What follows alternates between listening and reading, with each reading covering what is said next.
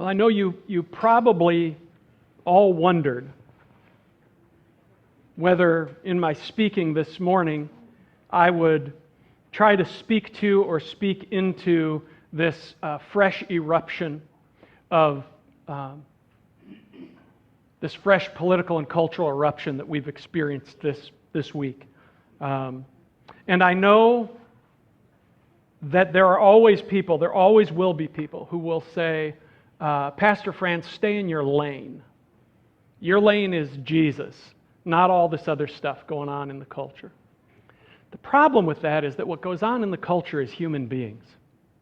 And the thing Jesus has called us to care about the most is human beings, and the gospel He's called me to preach has at its center His work of loving and restoring human beings. And so the lanes go like this, right? If they didn't, there wouldn't be so much in the Bible about justice, right? You might have heard somebody quoted that recently. I don't know if that was here on a Sunday morning somewhere, but somebody said, and I don't remember who said it, but justice is what love looks like in public. And I believe that. So I'm going to do my best this morning, and you're going to show me grace. And I don't know. Maybe I'll look for a job next week. Just kidding. So just when you thought we couldn't ramp up, this cultural political divide anymore, we got this week, right? With the shooting of Charlie Kirk and the storm of debate that came with it. And I know that many of you have been very immersed in that because I've read your Facebook posts and I've read your comments on each other's posts. And many of you who were not always agreeing on Facebook this week, you're in church together this morning, which I really love. Because I was so sad about another act of violence, I did kind of wish we could have paused for a moment before the storm of debate ensued, but none of us can control any of the rest of us, right? That's the way life is. So it kind of is what it is. I resisted commenting on social media because, as you've probably heard me say, when I was younger, I was a very reactive person in general. So I have tried in my years as I've gone along, I've sought to become a more reflective person, to back up and ask a lot of questions and ask myself, most of all, a lot of questions before I was really good when I was young at telling everybody what for. And I like to pause. And usually it turns out that I don't need to tell everybody what for. So I have felt for a very long time that there's often a lot more going on. And I'm going to speak politically here a little bit, but we're going to get to the part that has to do with becoming as followers of Jesus. But I've thought for a long time that there's a lot more going on in the way we relate to politics than just our engagement with the issues, and that we're often driven by attachments that go deeper within ourselves. And as the week went along, I realized that I was watching an example of what I was actually hoping to speak about this Sunday. I was what I was already hoping to speak about. It's kind of watching an example of it unfold before my eyes. Something specific that we have to see about ourselves in order to take the journey of becoming that we've been talking about that. And if I said that with regard to any other realm but this political cultural stuff, if I stood up here on a Sunday morning and I said to you guys, because you know I preach this all the time, hey, there are things we need to see about ourselves before we can really take this journey of becoming very well, you would all be like, amen, brother. But if we stand in this realm and I say, hey, there are things we need to see about ourselves before we can take this journey of becoming very well, we go, what's he going to say? What's he saying I need to see? What I've so often observed over these last few years, I guess it's been more than a few now, of intense political divide, and sometimes have even seen this in myself, is that we frequently have a difficult time admitting what's true when we're faced with it. It's just one thing, one element, but I've observed that it's often the case.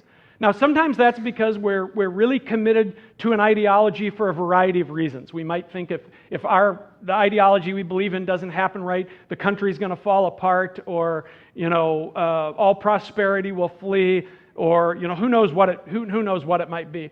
But there's often something else going on.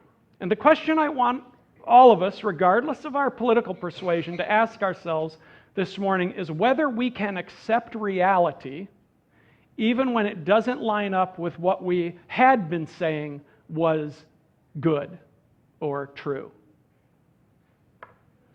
I went back and read all the debated Charlie Kirk statements in his own words because, boy, there was a lot of debate about all that this week. And I wanted to read, well, what did he say? And it's true that with some of them, if you read the whole context, it wasn't quite what people on the left were saying it was. That was true with some of the things that he said. But with many of them, after you read them in their context, you said, no, that is kind of what it was and what people were saying it was. And, I don't know, no matter what I say about anybody this morning, understand, I don't know what is anybody's mind or heart. A political pundit, a commentator, an activist, a political leader. I don't know what is in people's minds and heart. I can't say what they really thought or believed or exactly how these things lived in them. But I will say this. If you don't want people to think you're racist, then don't say that really smart women like Michelle Obama and Ketanji Brown Jackson are not smart enough to get a white person's slot unless apart from DEI, and don't say things like that the civil rights movement was a huge mistake. So I don't know what he thought, but I can tell you what he said, and those things will lead people to say, you probably think this. He also said that, he repeated the same lies many church leaders pushed in the 80s and 90s, and maybe he believed them, but they are lies, which was the same lies that a lot of the church leaders I was listening to in the 80s and 90s pushed, that all the gay people are coming for your kids. That was something Charlie Kirk said over and over. And I know a lot of gay people now in my life, and none of them are coming for anybody's kids. He also said that any doctor who serves a transgender person should face a Nuremberg-style trial and be put in prison. And I think it's problematic to say that you believe in the value of debate, which he said over and over, and I appreciate that he said over and over that he believed in the value of debate and the value of discourse, because I agree with that, and I believe in that too. But I think there's a problem when you say that, and then you also say that everybody in the Democratic Party hates America. Because instead of inviting discourse, you've already demonized everybody on the other side. Why would you debate about America with people who obviously just hate it down to their core? So those things are off. Again, I don't know what was inside him, but those things are off. And as I said, sometimes reading or hearing his whole context softens the interpretation, but sometimes it doesn't. Some people said, you're mischaracterizing what he said about empathy. Go read it in context. I did, and I didn't feel any better about it. I didn't. Empathy is not a bad thing. Empathy is a good thing. Empathy takes sympathy, that you feel bad for someone, a step further, and what it calls me to do is it calls me to try to put myself as much as is humanly possible in that person's shoes and see what they are experiencing or what the difficulty they're going through feels like to them, how it seems to be impacting them. I would be so bold as to say, and I understand it's debated, and I'm not trying to settle all the Charlie Kirk argument this morning, but I am telling you, he said these things, and if he didn't want people to think he meant certain things, then he shouldn't have said those things, right? Or he shouldn't have said them in those ways. And I would say, if you don't understand why Charlie Kirk brought fear to many people, it's possible it's because you're not black, or gay, or trans, or an immigrant. And it takes empathy to understand, and I try to do that in my own life. It takes empathy to try to understand how is somebody else experiencing this thing that for me is actually not maybe terribly problematic, and I can apply that to all kinds of things in my life. I want to say this morning that I believe our principle of free speech is a really, really good thing, and I believe Charlie Kirk had the right to say everything that he said. It's also important, though, to recognize that believing in free speech doesn't diminish the distinction between speech that invites good discourse and speech that divides by dehumanizing and demonizing those you disagree with. And yes, I realize that dehumanizing and demonizing happens on both sides. I do. What I'm trying to say is free speech does not make all speech healthy, helpful, or good. Because sometimes what happens is we critique what somebody says, and then somebody says, they have the right to say that. I still have the right to say it's not healthy, helpful, or good, right?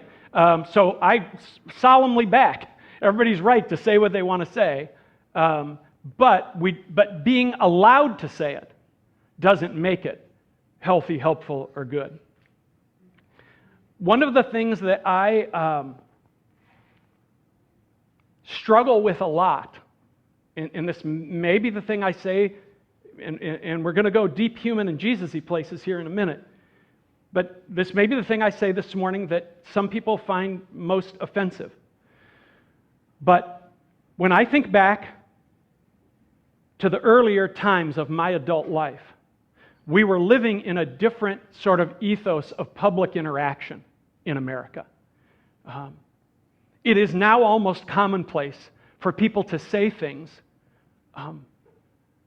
so demeaning and so harsh that in past times, not just past generations, earlier in my generation, the entire culture would have found abhorrent. We would have said, we don't speak that way about people publicly.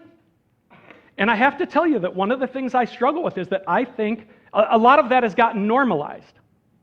And I think that one of the things that has normalized it is that we have a president who does it day in and day out.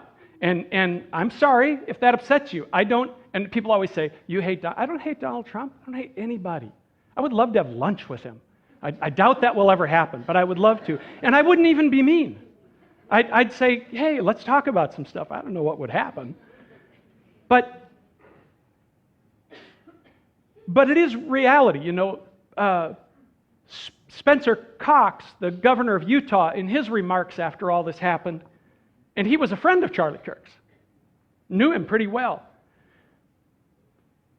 But he basically grieved publicly for the younger generation who are inheriting a culture where politics is rage. And he said all political violence is terrible, and we got to stop this aggression. We got to find an off-ramp before it metastasizes more in our culture. Our president said people on the left are all vicious and horrible people. And he said, we got to find them and beat the hell out of them. That's a quote. So that's a and I think I struggle with this. And I'm not trying to be whatever. I'm not trying to be mean. I'm not trying to, and I'm not telling you can't be a conservative at all. I'm not saying that at all. I am, though, I just want you to know I struggle with it as a leader. Because I know just in our little one drop here of LifeSpring Church, our little tiny corner of the world, I feel this sense of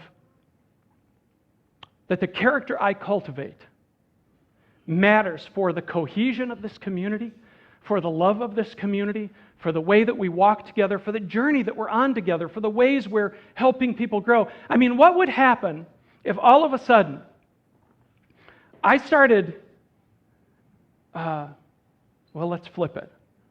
I started demonizing all the people who sit in the right section. And I started having conversations with people about, have you noticed how terrible everybody is who sits in the right section? And then I started meeting with the people who sit in the left section, and I started whipping up their animosity and saying, all these people over here, they hate LifeSpring Church. Do you know that? And I whipped up this animosity, and pretty soon everybody be at each other's throats more than they were before. And right now some of you are saying, thank God I sit in the center section. But you understand that what I'm describing on a national scale, we're experiencing every day. We're experiencing it every day on a national scale. And it's just true, and it's a failure of leadership. And I'm sure, I've offended someone, and someone's like, oh, here he goes. But can I tell you something you probably don't know? Did you know that one of my favorite political pundits is a conservative? His name is David Brooks. Really interesting guy. He's a Jewish guy. About 2013, 2014, he met Jesus.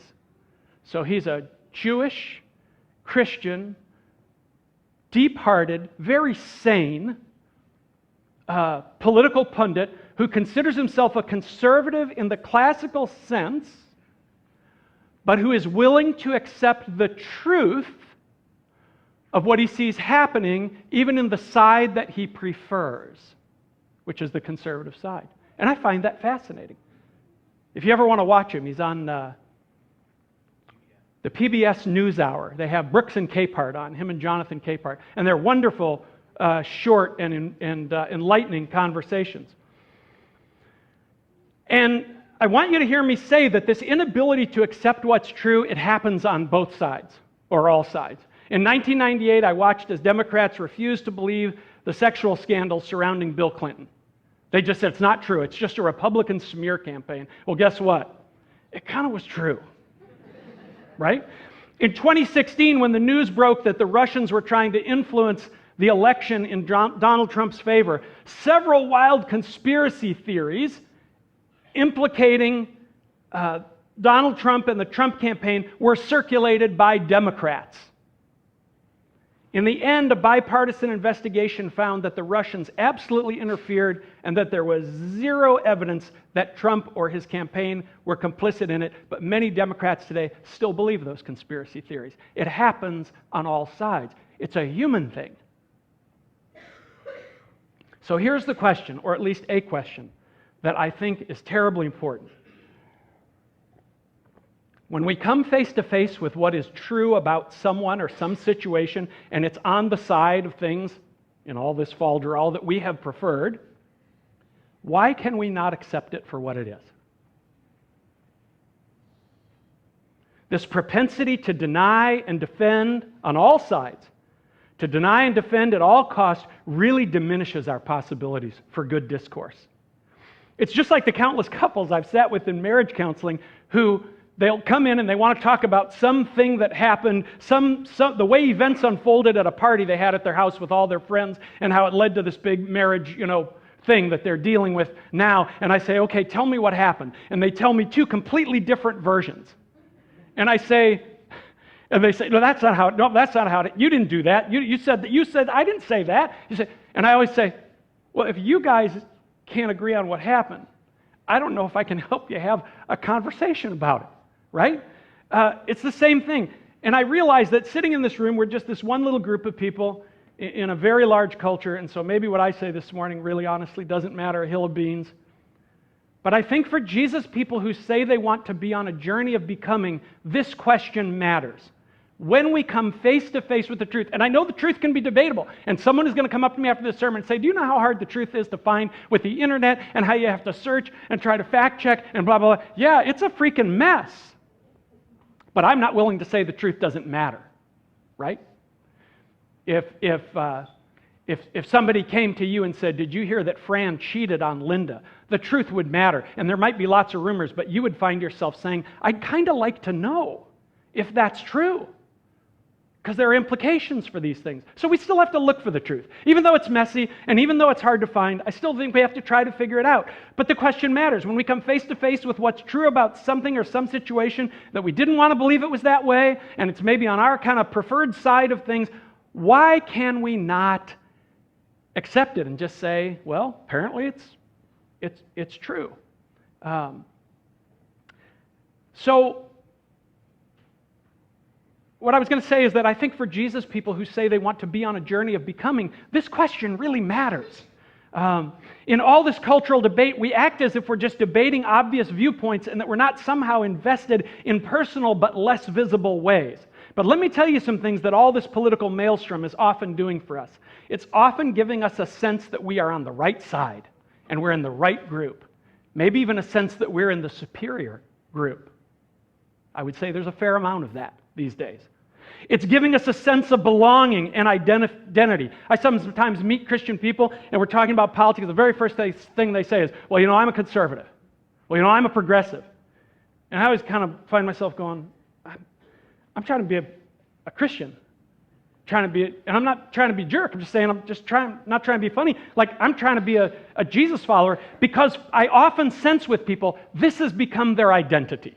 And I've known people on the right and on the left where their political attachment is their identity. This is now what they live for. This is what they're invested in. This is the thing that tells them who they are, that they stand for these things, and that's who I am. Or when we get into debate with someone and we get loud, a lot of this is what a lot of the social media, not all of it. Some of you you're saying important things on social media. But a lot of stuff on social media, it's a place to be big and to be loud. And I think a lot of times it makes us feel strong, because most of the time in our lives we actually feel pretty weak. And so people feel strong when they get to say all these loud things and all these angry things and all these, you're so wrong and you're such a whatever, And in all these things, all of this is feeding on our various fears, because we are afraid that we're not strong. We are afraid that we don't matter. We are afraid that we don't know who we are. I'm not saying we aren't often legitimately debating the issues. We are, and many of us are, and we should. We should debate the issues. There's a lot to debate in America these days. But often these other things that are going on, these are the things that no one is talking about, and most of the time we don't see them about ourselves. And now we start to get to the Jesus-y advice. Why don't we see them about ourselves? Because the ego, the self we're constructing, keeps from being exposed by hiding in the shadows. We often call the shadows the subconscious. Richard Rohr and the contemplative teachers, they have this phrase, they call it the shadow self. So people are getting all these things out of belonging to a political tribe and being a part of the noise, and it's making us feel right, and it's making us feel strong. And so when someone questions the truth or goodness of the thing we have now intertwined our very self with, we have to deny, we have to defend, or the whole thing crumbles. Because our self is bound to it. You probably know that Jesus was often very critical of the religious Pharisees. In Matthew 23, toward the end of Jesus' ministry, he gets into a particular knockdown, drag-out with them, and he calls them out for a whole list of very specific things that they are doing to make themselves feel important and strong, and maybe even to make themselves feel faithful. I'm not going to read you this whole passage, but he talks about how they dress in a certain way and their prayer garments and things, and they take certain seats in the synagogue because they want people to see them and say, oh, he's really spiritual. Oh, he's really important. And he talks about how they judge all these other people and say these people are not going into the kingdom of heaven. And in doing that, they place themselves in the superior group. And he talks about how they travel over land and sea, he says, to make one disciple. They got this power over this person. And he says, and you don't even live by the stuff you're teaching them.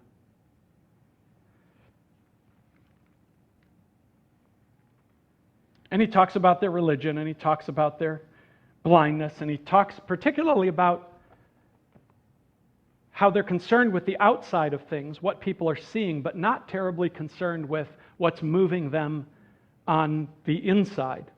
Now, you need to understand that these Pharisees, they thought they were doing these things just to be faithful, just to be good, just to please God, but they were getting something else out of it in here. And that's what I'm trying to warn us about this morning. They didn't realize that these other things, that the ego, the flesh, the false self was getting out of what they were doing, they didn't realize that those things were hiding in their subconscious shadows, in the subconscious shadows of their being. I see people all the time with this political cultural stuff. They're on there and they're doing their thing and they're railing on social media, and because I know them, I know exactly the hole it's filling in their soul. I know it because I've known them for a long time. Jesus calls these Pharisees hypocrites, and over. And when we hear that, we just hear like bad people. Like Jesus is saying, you're really bad, you're really bad. But it's interesting. The word in Greek, right? The Greeks invented drama. The word in Greek actually means a stage actor. So what Jesus is saying is, you're presenting one thing, but what's moving you is something else. What's going on inside is something else. It's divided. It's not a holistic. You're not a whole person. And again, I think the proof of this reality about us, that things move us that we don't see, is our unwillingness to admit to whatever turns out to be real. And we don't only do this with politics. We do it in friendships and marriages and with people that we work with and work in organizations with. you remember the movie The Matrix? I didn't wear my watch today. How are we doing here? So. Almost done. The movie The Matrix, which was a Christian analogy, and especially the first movie was a phenomenal Christian analogy. And I don't know if you remember, but in one of the opening scenes, this guy Morpheus is sitting with Neo, and he's asking Neo if Neo wants to know what reality really is, right? Do you really want to see it? And he holds out 2 pills to him. He says, you take the blue pill, you wake up in your bed, and you believe whatever you want to believe. That feels like politics today. You wake up in your bed, you believe whatever you want to believe, right? He says, but you take the red pill, you stay in Wonderland, you see how deep the rabbit hole goes. And as Neo reaches for the red pill, Morpheus pulls back a little bit and he says, remember, the only thing I'm offering is the truth. That line always stuck with me, because here's the thing. If Neo doesn't want the truth about the illusions he's caught in, he can never be extracted from the matrix. If we don't want the truth about everything, whatever it is, then there's no being extracted from the illusions that we prefer to live in, whatever those are. Whatever those are. I'm finding that the more I go along in my life, the less I have to defend. If I have believed something, and this happens to me, if I have believed something and someone is able to show me that the thing I've believed is not true, I'm mistaken about it, I'm more and more often now in my life able to say, I guess I was wrong about that. I see people in this political cultural divide, they will never say they were wrong about anything. Yeah, but. And your friend says, no, it's on a video. This person said this. This person did this. They go, yeah, no, yeah, but. Here's what you say. Here's how it goes. I guess I was wrong about that. And what that makes me want to do then is look more deeply. I want to learn more. I want to know what really is true, even if it goes against the preconceived ideas I had. Jesus said we would know the truth and the truth would set us free. And when it comes to this cyclone where everyone is denying and defending, and where so many of us simply can't admit what's true or real on the right, the left, or wherever, in one sense, I'm feeling more free. Now, that doesn't mean I'm feeling good about an awful lot of the things happening in our culture or about how divided we are. But I am feeling a freedom from the cyclone. Why? Because I am not feeding my sense of self on politics. I have my convictions, and I will often make a case for those convictions, but not because it makes me feel superior or secure, or because it gives me my sense of belonging or identity, or so that I can be vehement and then feel strong. Not for any of those reasons. If I make a case for my convictions, more often than not these days, it's because I want what is real. And even more importantly, that what is good and just and contributes to actual human flourishing for all human beings is worth chasing. So as we work through the political and cultural waters of our time, may it be as people who want to see what is true, maybe most of all what is true about ourselves. May it be as people who desire not for a team to win, but for goodness and everything rightness for all human beings. Because the truth will make you free. And because true goodness, according to the last page of my Bible, is where this whole damn thing is going anyway. Lord, my prayer for us this morning is that you would help us to see the things that move us, those things in our shadow self, many of which we have not seen, and that instead of trying to find our life in so many other places, as Isaiah once wrote, walking in the light of our own torches, that we would find our life in your love and in the beauty of being your beloved children, and not us only, but that we would understand we are precious sons and daughters among all the beloved children who cover the earth. Make us compassionate, make us civil, make us kind, even as we seek to stand for what is good. Make us unafraid of what is true, because you hold us. Make us unafraid of what is true and real, because we know that we are made secure not by the passing events of this world, but by your beautiful and inexhaustible love. Amen and amen and amen.